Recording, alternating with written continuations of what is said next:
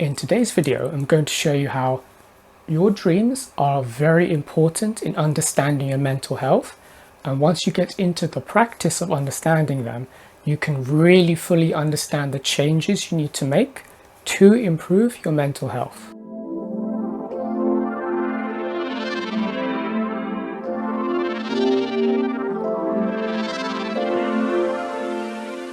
Hi, and welcome back to Mental Health Power. So, we all dream, it's just that some of us don't necessarily remember that we've dreamed. And I understand that when we start talking about dreams, there seem to be a few different, let's say, beliefs about them. So for some people, dreams are seen as just kind of random things that happen that our minds come up with. And to a certain degree, there is a truth in that, I would agree. There are some dreams we can have that essentially they do seem to be just our minds processing the things that we've experienced throughout the day. So I'm sure we've had those dreaded dreams where we've had a dream that we've actually completed a day, and then we'll wake up and realize, I've actually not done that day. I've just dreamt that I experienced a day and I woke up to realize I haven't started it. Those kind of dreams where you're dreaming of more mundane things, I suspect, and I believe there has been some research done into this, that yes, sometimes dreams are just our minds processing things that have happened so that they can be stored in our long-term memory. That I could definitely agree with. But there are some dreams I'm certain we've all had at some point that seem quite bizarre and very strange, and so can look as though they are random. But I also believe we've had dreams when we are going through stressful times that seem to be very intense, almost like they're trying to communicate something to us. And this is what I'm going to suggest, and I know this is something that's generally quite accepted in the psychiatry field, that dreams are a way for our mind to communicate to us. And so why is this important? Well, firstly, I don't think it's a coincidence that when people do experience depression or are under stress or have anxiety or other, let's say, mental health issues, they tend to have very vivid dreams. And this, I believe, is because your mind is trying to provide you information, communication, to warn you about things, to alert you to maybe things you haven't noticed in your life, in your waking life. So to explain how this happens and why dreams are essentially in many ways communication, let's have a look at what happens when we're dreaming and when we're not dreaming. So we can use this as a general way of seeing our mind. So it splits into two main parts. We have the conscious mind, and we also have the subconscious mind. So the conscious mind is what we can say we experience when we're awake, whenever we're thinking something, having a train of thought, when we're calculating something, when we're remembering or visualizing things. This happens in our conscious mind. The subconscious is the opposite. It's hidden away from us almost always, and it's where most of, you could say, the back processing happens, kind of like how on a computer there's a lot more going on behind the scenes than what we actually see and experience. So you could say all the heavy lifting is done by the subconscious. So all of the automatic things we don't have to think about, like our bodily processes, our habits are stored in the subconscious, which is why when we've done something enough times through repetition, we then don't need to think about it. It happens automatically as a habit because it's in our subconscious mind. One of the other major functions of the subconscious is that it is where we actually experience our dreams. And how do we know this? Because when we sleep, our conscious mind switches off. So when we say we're not conscious when we're sleeping, it's because essentially our conscious mind is shut down temporarily. We're now in the subconscious, so we're not dead. We're still alive.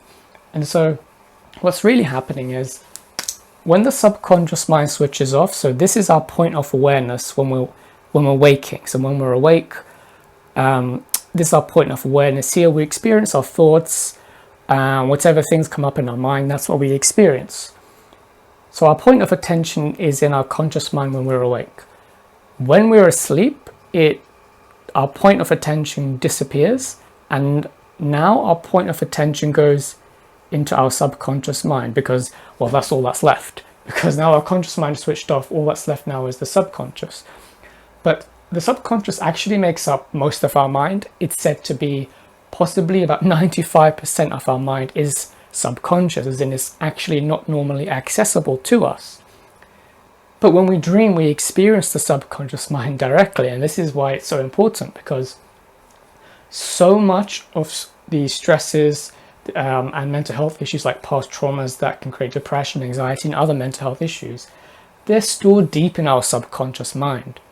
So like suppressed and repressed memories are in our subconscious, things we believe we've forgotten about. No, everything is remembered and stored in our subconscious. So this means that really the subconscious mind is what we need to really get to know as best as possible, because many of the issues that we can't fully understand in our waking life, let's say we have emotional issues that come up, psychological issues that come up that we don't fully understand, you can bet that you're going to find the answer somewhere in your subconscious. So maybe there are memories you don't remember, but you may have recurring dreams that feel emotionally somewhat familiar, but they don't, in terms of their images, make sense. Most likely that could be your subconscious trying to tell you something, trying to bring something up that hasn't been dealt with. And this is a very common thing that psychiatrists and therapists, psychologists are aware of. That's why they often, not as much as in the past, but often they will ask clients, what if you had a vivid dream, tell me what it was about, because you can get an insight into what's going on in the back of their mind. And so that means that when we're dreaming, our dreams are us experiencing our subconscious directly, which is important because when we're awake, we don't experience it directly. It's hidden away from us. And since if only about 5% of our mind is the conscious mind, what we experience almost all the time, then really you could say we actually experience most of our true self in our subconscious. Because if this is only about 5% and that's about 95%, that means most of what's going on in our mind is hidden until we dream. So what does this mean in terms of its relation to mental health? So apart from, yes, psychiatrists, psychologists will often ask for the content of our dreams, or if we bring it up, depending of course on the person you're working with as a client, they will look for the symbolism. Because yeah, we've had dreams that don't always make sense, but that's because the conscious mind, the one we experience most of the time, works on logic, rational thinking, which makes sense because that's what we're going to use most of the time. But the subconscious mind is the more intuitive part of us. It works on symbols, images, and metaphors. So this is why when we have dreams, sometimes they don't seem to make sense to our logical mind. But if we were to look at it from a symbolic way, almost like interpreting an art piece, all of a sudden you may notice that there are certain reoccurring themes that come up over and over again. This is what I noticed in my own life. So when I was knee deep in mental health issues for so many years, for basically a decade or more, I used to have very, very vivid dreams, like every single night. I still have dreams, they're just not as vivid anymore. And I nowadays just don't really, I basically have no nightmares. I haven't had nightmares for years. And I don't think that's a coincidence, because when I did have really bad mental health issues, like the ones I speak in my other videos, so depersonalization, addictions, depression, high levels of anxiety, that type of thing, I was constantly having nightmares. And not just that, the reoccurring nightmares where they would be very, very similar in the symbolism. So on the one hand, sometimes it'd feel like I had different dreams or different nightmares. But when I started really taking note of them, as in literally writing them down, I did start seeing reoccurring images which gave insights into things that I couldn't actually see in my waking life, which is often why therapists will look at what their clients' dreams are, because on the one hand, we have conscious awareness of what's going on, but our subconscious has a much deeper awareness of things that we haven't seen yet. So if you notice that you're having lots of nightmares and they're not going away and they're very vivid and there are possible reoccurring themes, that highly indicates your mind is trying to tell you there's something that needs to be resolved. So if you notice if you're going through periods of stress, you're more likely to have nightmares, and that's understandable because your mind is essentially either processing things that are happening in your present waking life, or is trying to communicate warning symbols, trying to warn you about things that are happening. That's understandable. But if the level of stress you're experiencing doesn't match the level of intensity of the dreams and nightmares you're having, that's something to look into, because it could be because of past traumas that the present day stress is triggering from your subconscious. And so what I found was, once you resolve these issues, once you resolve the past traumas and whatever mental health issues are happening in the present, these nightmares stop. So this is a clear indication that it is a form of communication from the subconscious. You may notice when you've gone through periods of peace in your life, you don't really have those kind of experiences in your dreams. So I noticed that, for example, when we have dreams, there is personal symbolism and universal symbolism. So since the subconscious mind works on symbols, images, metaphors, it means that it speaks in its own language in a way. But of course, symbols, images, and metaphors are subjective to a degree.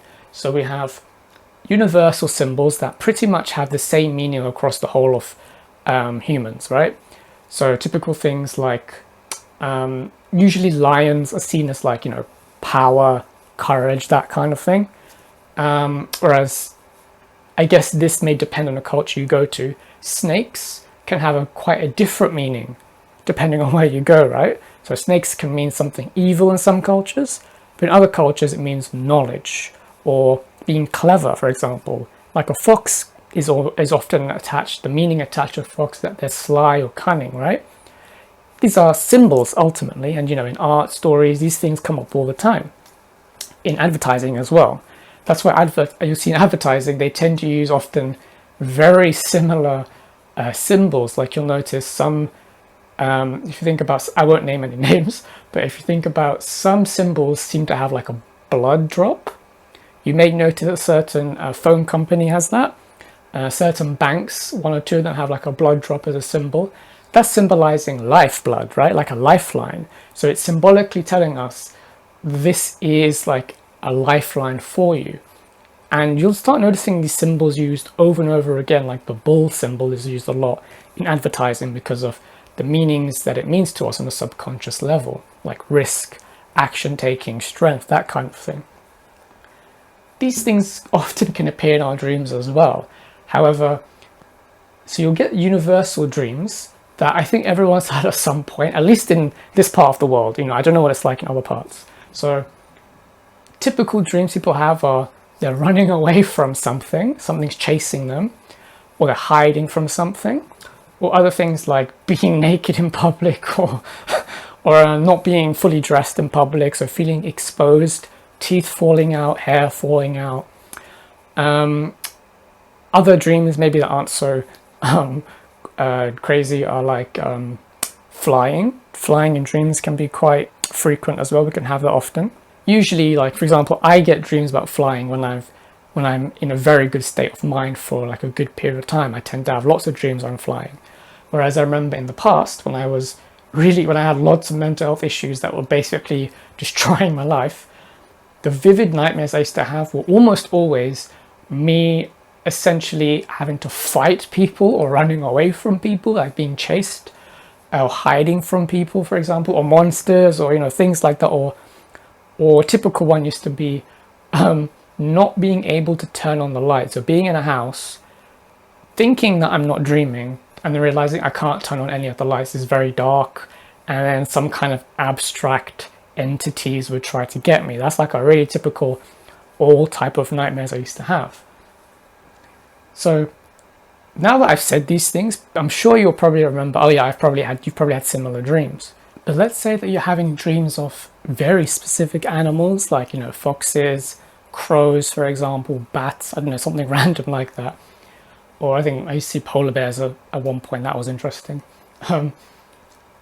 That is probably more personal symbolism. So you'll probably have to look that up online and look at what different meanings could mean. that can help you to see whether that actually has a meaning for you as well. But this, I understand, is quite difficult. So really it's about starting to really notice any reoccurring images, reoccurring patterns. And then also you want to look at the feelings that you have in the dream, because it's not just the images, things that you hear or things that you can read, because I've noticed I've been able to read things in dreams, which is always interesting. You also want to think about the things you're hearing. I know that smell and taste is very, very rarely experienced in dreams, but I'm sure for some people it is. All of this, just see it as information. So information your subconscious is giving you as a way of communicating. And if you start noticing reoccurring patterns, reoccurring symbols, and if you look online and see, okay, there are different meanings other people have suggested, and you realize, you know what, maybe there are different symbols I'm getting, they all have very similar meanings. Think about how that could apply to your life as well. This is something I can't really go into too much because it is going to be very personal to each person. But an example I can give is, so you may have, let's say people have dreams about like a baby being born, for example. That symbolically can simply mean the birth of something new. So it doesn't necessarily mean, oh, somebody you know is having a baby. I mean, maybe they told you and you forgot, and that could be a way of saying this is important, you need to remember this. Maybe on one level that's what it is. But it could be on another level, like there's something new in your life that's coming about and you haven't noticed. Or maybe you have noticed, it's been on your mind a lot, so your subconscious is just making it even more obvious to you. Like, yes, this is something new to look into. That's something I've noticed happens to me. Having a dream about a newborn baby usually means there's some new aspect of me or something in my life that I need to grow, because it's something good for me to look at, for example, to do. So what I can suggest, firstly, is to understand that dreams are a part of you. So I say this because I used to be in the mindset many years ago of just ignoring dreams and just thinking it's just random, until I started having very vivid and violent dreams, which made sense because I looked at my past experiences and I could see there was some parallels. So I went to a really bad school, saw tons of violence, experienced it as well. So, but that was all suppressed. So then it made sense that when I started going through mental health issues, a lot of this came back. And so this meant that I knew, okay, there's something I have to look at here. And in therapy, for example, all the many times I went, it became obvious that yes, there were suppressed memories, and so my subconscious was trying to bring this back so that it can be resolved. And the subconscious will keep bringing these things back until we resolve them, because one of the primary purposes of the mind is for our survival, for our well-being, right? So what you want to do is, firstly, when you start looking at your dreams and understanding they are a part of you, you're experiencing parts, a massive, most of your mind actually, you're experiencing, so it's important. You want to start writing a dream diary. So it doesn't have to be anything long. Just whenever you have a dream, start making notes of it. So I have a diary specifically just for dreams. So when I wake up, first thing I do is quickly write down what I remember. Whether or not I see it as anything major that happened in the dreams, if even it's mundane, I write that down. Because over time, what you may notice, I don't really have any specific patterns that emerge anymore. It was more, this was a massive part of recovering from various mental health issues in the past. So I noticed, many years ago when I was knee deep in mental health issues, that there were patterns, like I mentioned, running away, hiding, that kind of thing, or not confronting certain people in dreams, which meant that was clearly saying you're not confronting an issue, for example. So you want to start taking notes of your dreams in much detail as possible and start looking for patterns.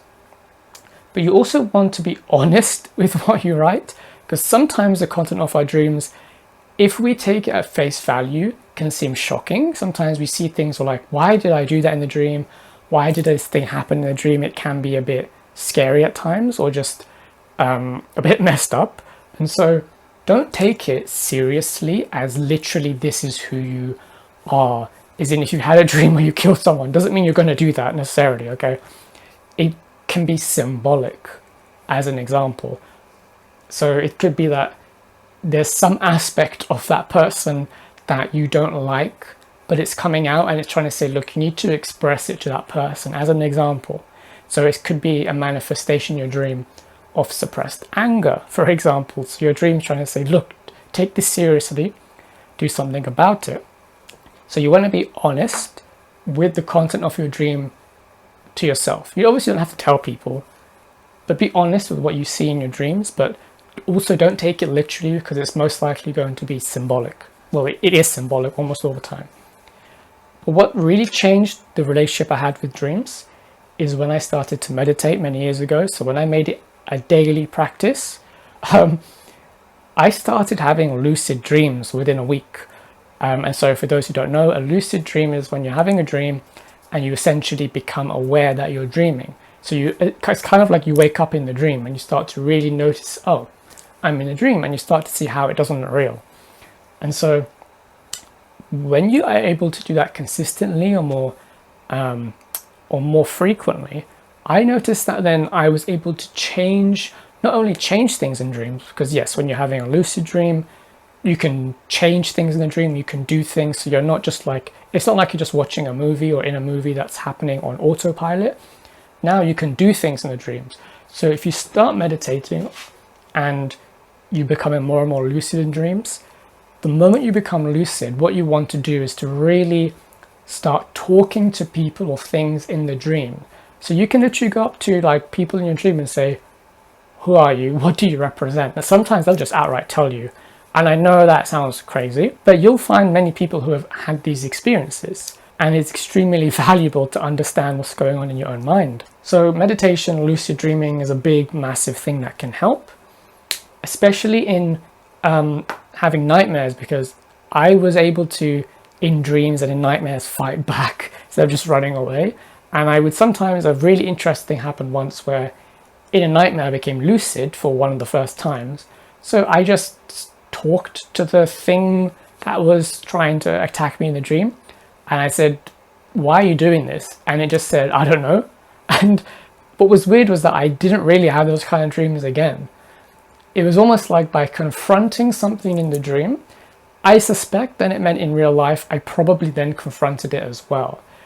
So it does get a bit weird, but I did notice the more I started interacting with my subconscious directly in dreams, it was like things became a bit easier in real life as well.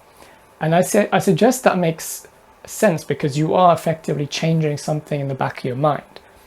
Again, I'm not saying I can claim any proof of this, because it's happening as a subjective experience. It is something you can experience directly. And what also helps is not just meditation, but meditation is focused on breathing practices. And this is because what I suspect is that because breathing is pretty much the only thing that is controlled by your subconscious, as in an automatic process, but you can also consciously control it as well. So you can control it both subconsciously and consciously. I suggest, in a way, the more you get used to this, it's almost like, by having breathing practices, it's almost like you're bridging your conscious mind and your subconscious mind. And I get it. I know this is a little weird, but from my own experiences, all I can say is the more I did these things, the more lucid dreams I had, and the more I was able to directly affect the subconscious and learn more about it, which massively helped in understanding past traumas and other mental health issues I was having. But yes, you need to be honest about what you experience in your dream. And when you're looking for meaning, this is where it can get tricky, and I understand why not every therapist likes using dreams. Because depending on level of self-awareness, we can assign very biased meanings to our dreams. When someone else might hear the dream and say, no, that clearly means there's an issue you haven't resolved from your past, we can sometimes think, oh, no, it means this other thing. And then we can dismiss it as saying, no, look, I don't have any problems to deal with. So you need to be really honest about your own internal biases towards the meanings of your dreams, which is not necessarily easy at first. By understanding your dreams and by taking notes and looking for patterns in your dreams, you can start to understand what's really going on in your subconscious, to really get the truth about what's going on in the back of your mind. but remember it's symbolic. You don't necessarily have to take it literally. So thank you for watching. If you have any interesting dreams you've had, comment below and maybe we can find some kind of meaning there. And I'll see you in the next video. Take care.